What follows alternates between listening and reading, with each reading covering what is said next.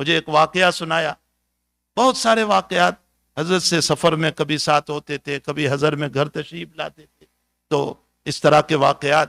فرمایا کہ میں نے جب شروع میں دارالعلوم مکہ القوا کی بنیاد رکھی اور اس موقع پر مجھے ایک مسجد کی ضرورت تھی، تو میں سملک حضرت مولانا عبدالحق صاحب رحمۃ اللہ تعالیٰ علیہ، مشہور و معروف ہمارے مولانا عبدالحق صاحب سملکی رحمۃ اللہ علیہ، مشہور و معروف بزرگ ہمارے گزرے ہیں، ان کے پاس گیا. ان کے پاس کچھ مسجدوں کی رقومات آتی رہتی تھی، تو مجھے پتہ چلا، تو میں ان کے پاس گیا اور میں نے ان سے جا کر کے درخواست کی کہ میں نے ایک ادارہ قائم کیا ہے، اس میں ایک مسجد کی ضرورت ہے. تو کہا، میں چونکہ بالکل جوان تھا، داڑھی بھی چھوٹی سی تھی، تو مجھے یہ کہہ کر نکال دیا، جا تو کیا دارالعلوم چلائے گا، یہ کہہ کر نکال دیا.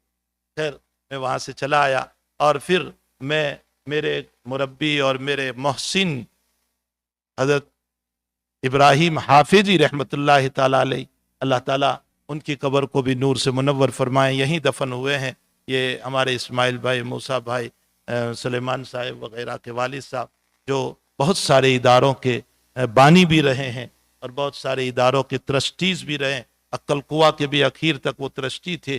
تو مولانا کہنے لگے کہ میں حافظ صاحب کے پاس گیا، اور حافظ صاحب کے پاس جا کر میں نے کہا کہ مجھے مسجد کی ضرورت ہے، اور وہاں سے تو کہا چل میں چلتا ہوں.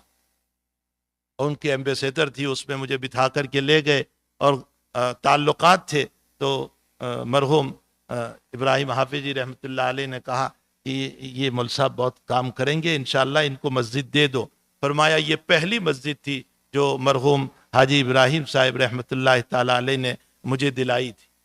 اس کے علاوہ بھی اس طرح کے، اور پھر جب بھی ملتے تھے تو یہ حافظ صاحب کی مجھے خبر پوچھتے تھے. میں جب پہلے یہاں آیا کرتا تھا تو مجھے خبر پوچھتے تھے ان کی طبیعت کیسی ہے، اور ایک جملہ فرماتے تھے، میرے بڑے محسن ہیں، میرے بڑے محسن ہیں.